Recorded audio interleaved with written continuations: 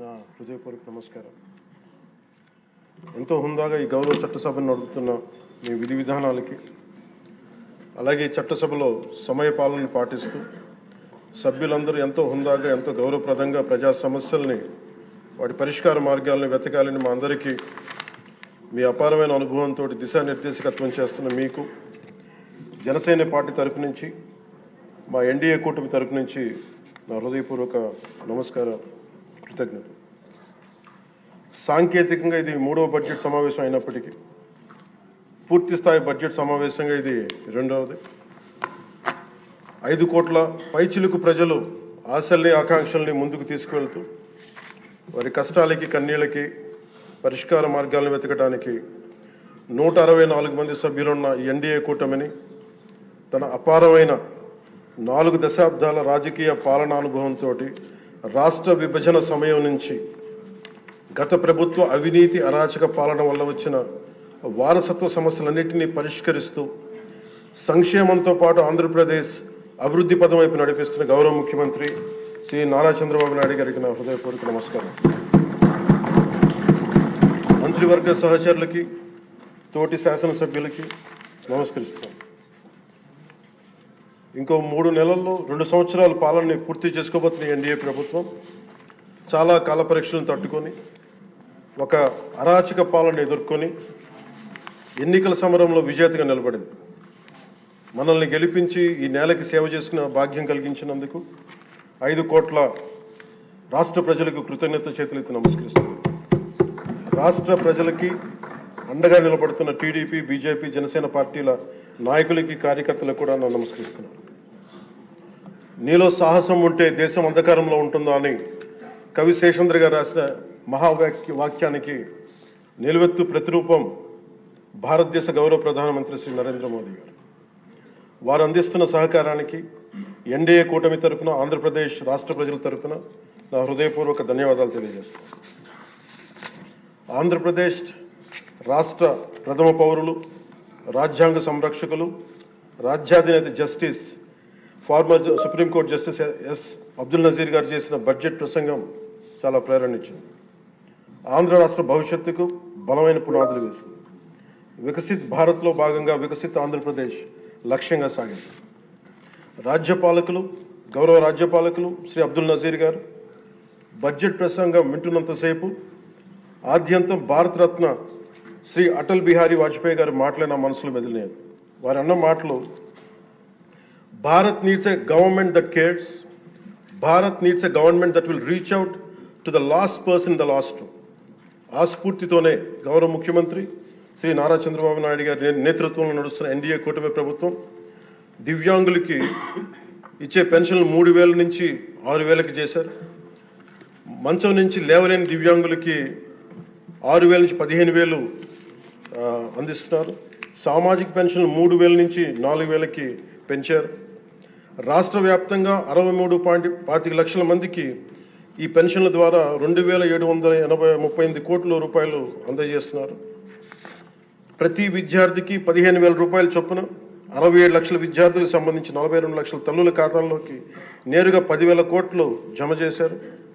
Mega DSC ద్వారా 16,000 ఉపాధ్యాయ పోస్టులు భర్తీ చేయటం, మెగా పేరెంట్స్ టీచర్స్ మీటింగ్స్ పెట్టడం, విద్యార్థుల మధ్యాహ్న భోజన పథకానికి అపరాన్నపూర్ణ మహాతల్లి డొక్కా సీతమ్మ గారి పేరు పెట్టేందుకు గౌరవ మంత్రివర్యులు శ్రీ నారా లోకేష్ గారికి నా అభినందనలు, ధన్యవాదాలు తెలియజేస్తాను.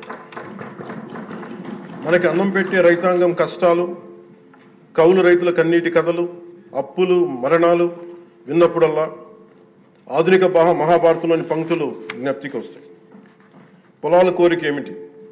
పంటలు పండించి మనిషి ఆకలి తీర్చాలనే కదా అని దున్నే రైతు అనుకుంటా ఉంటే, అందరి ఆకలి తీర్చడం కోసం దుక్కి దున్నే నా ఆకలి ఎలా తీర్చుకోవాలో నాకు తెలియడం లేదు. నా బతుకొక సున్నా కానీ నడుస్తున్నా. చెట్టుగా ఉంటే ఏడాదికి ఒక వసంతమన్నా దక్కేది, కానీ మనిషిని అన్ని వసంతాలు కోల్పోయానని రైతు బాధపడతా ఉంటే, అలాంటి అన్నం పెట్టే రైతాంగాన్ని గత ప్రభుత్వం రైతుల నుంచి కొనుగోలు చేసిన ధాన్యానికి 1,674 కోట్లు చెల్లించకపోతే, గౌరవ ముఖ్యమంత్రి శ్రీ నారా చంద్రబాబు నాయుడు గారి నాయకత్వంలోని ఈ ఎన్డీఏ కూటమి ప్రభుత్వం వచ్చిన వెంటనే 1,674 కోట్ల బకాయిలు చెల్లించింది అధ్యక్ష. అవి కాకుండా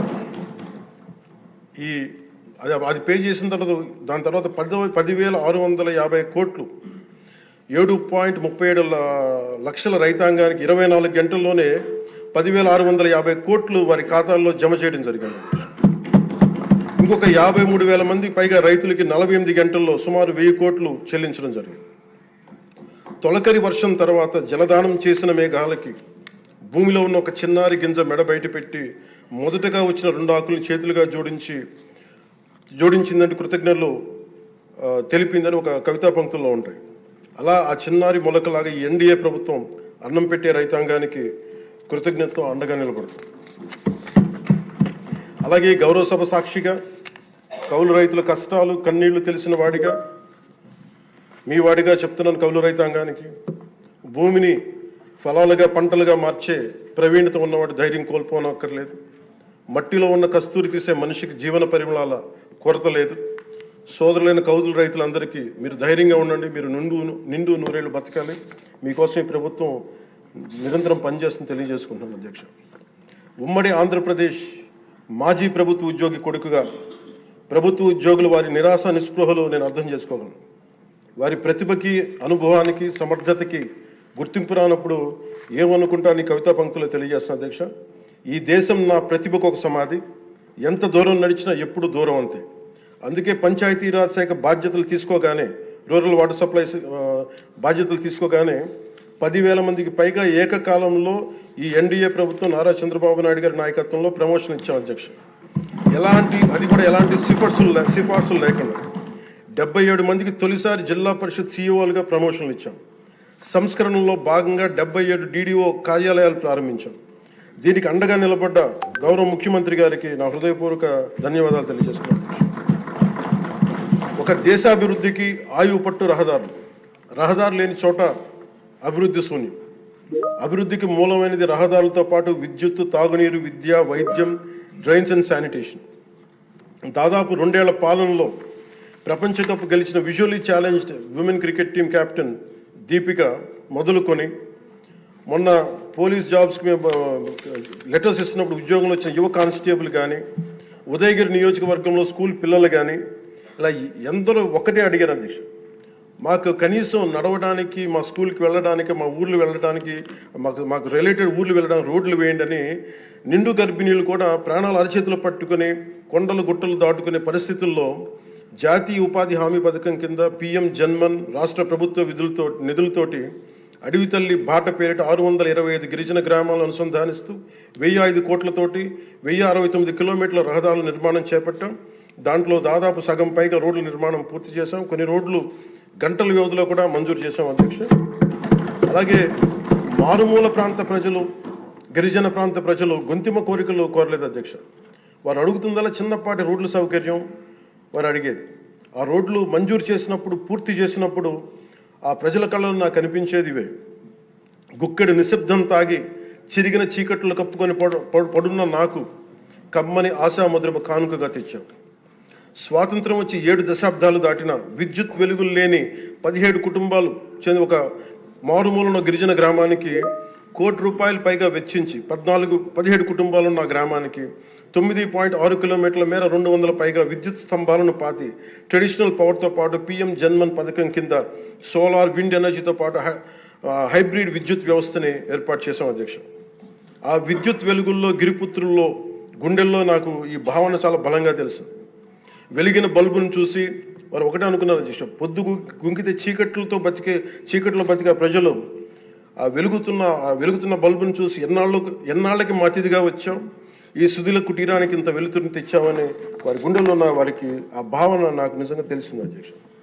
గౌరవ ప్రధాని శ్రీ నరేంద్ర మోదీ గారు వ్యక్తిగతంగా జల్ జీవన్ మిషన్ చాలా ఇష్టపడి ఎంతో బడ్జెట్ దాదాపు 191,011 కోట్లు ఆయన 1924 మధ్యలో ఈ జల్ జీవన్ మిషన్కి బడ్జెట్నిచ్చి ఈ దేశ సగటు పౌరుడికి కనీసం సరాసరి 55 లీటర్ల రక్షిత మంచినీరు అందించాలని లక్ష్యంగా ముందుకు వస్తే గత ప్రభుత్వం కేంద్రం నుంచి 27,000 కోట్లు కేంద్ర ప్రభుత్వం ఆమోదం తెలిపితే ఖర్చు పెట్టింది వాళ్ళు దాదాపు కేవలం 4,000 కోట్ల అధ్యక్ష. అందులో కేంద్రం వాటా 2,000 కోట్లు. 4,000 కోట్లు ఖర్చు చేసి పైప్ లైన్లు వేయడం తప్ప ఒక్క గ్రామానికి సంపూర్ణంగా నీరు ఇచ్చింది లేదు. జైజీవన్ ముగిసే నాటికి అలాటెడ్ 27,000 కోట్లు వాళ్ళు ఖర్చు పెట్టింది మినహాయిస్తే 23,000 కోట్లు వినియోగించుకోలేపారు అధ్యక్ష. అలాగే అది ఎక్స్పైర్ అయిపోయిన తర్వాత కూటమి ప్రభుత్వం నారా చంద్రబాబు నాయుడు గారి నాయకత్వంలో అధికారంలోకి వచ్చిన తర్వాత ముఖ్యమంత్రి గారు కూటమి నేతలందరూ కలిసి కేంద్ర నాయకత్వాన్ని అడిగి ఇంకొక పొడించుకోగలిగాం. ఈ ప్రయత్నంలో 1,242 కోట్లతో Uddanam, Dhone, Pulivendula multi village project స్కీమ్స్ని మే నాటికి పూర్తి చేయాలని లక్ష్యంతో ముందుకు వెళ్తున్నాం అధ్యక్ష. అలాగే ఈ కొత్త సంవత్సరంలో కూడా కొత్తగా ఇంకొక 5 జిల్లాలు ఈ ఎక్స్టెండెడ్ పీరియడ్లో కొత్తగా 5 జిల్లాల పరిధిలో 7,910 కోట్లతోటి వచ్చే 2 ఏళ్లలో పూర్తి చేయాలని లక్ష్యంగా పెట్టుకున్నాం అధ్యక్ష. చిత్తూరు, ప్రకాశం, పల్నాడు, ఉభయ గోదావరి జిల్లాలో చేపట్టిన పనులు పూర్తయితే వచ్చే 30 ఏళ్లలో 1,21,00,000 ప్రజల రక్షిత మంచినీటి అవసరాలను తీరుస్తుంది. మిగిలిన 960 కోట్లతోటి మల్టీ విలేజ్ స్కీమ్స్, అలాగే నీటి ఎద్దడి తీవ్రత ఉన్న పంచాయతీ మంచినీటి సమస్యను తీర్చే విధంగా గౌరవ సీఎం గారి ఆధ్వర్యంలో ప్రణాళికలు సిద్ధం చేస్తున్నాం అధ్యక్ష. హిట్ టీవీ యాప్, ఇందులో short news, live news, entertainment shows, movies, digital magazines తో పాటు మీ జిల్లా వార్తలను కూడా ఫ్రీగా చూడొచ్చు. ఇంకెందుకు ఆలస్యం, వెంటనే హిట్ టీవీ యాప్ ని డౌన్లోడ్ చేసుకుని ఫ్రీగా ఎంటర్టైన్మెంట్ పొందండి. Hit TV app. Hit TV app. Please download Hit TV app. Hit TV app ని ఫ్రీగా డౌన్లోడ్ చేసుకుని ఎంజాయ్ చేయండి. మీకు నచ్చిన ఎంటర్టైన్మెంట్ కోసం హిట్ టీవీ యాప్ ని ఫ్రీగా డౌన్లోడ్ చేసుకుని ఎంజాయ్ చేయండి. హిట్ టీవీ యాప్ ని డౌన్లోడ్ చేసుకుని ఆస్వాదించండి, ఆశీర్వదించండి. ఇంతమంది సెలబ్రిటీలు హిట్ టీవీ యాప్ ని డౌన్లోడ్ చేసుకోండి అని చెప్తున్నారంటే ఎంత మంచి యాప్ ఆలోచించండి. అమెరికా అమెరికా అమెరికా అమెరికాలో చదవాలనుకునే వాళ్ళకి విశ్వసనీయమైన పేరు మన శౌర్య కన్సల్టెన్సీ. UK లో 1 year masters. UK లో 1 year masters. 2 years work permit up to 5 years visa. Contact Saurya Consultancy. Contact 89851 89851.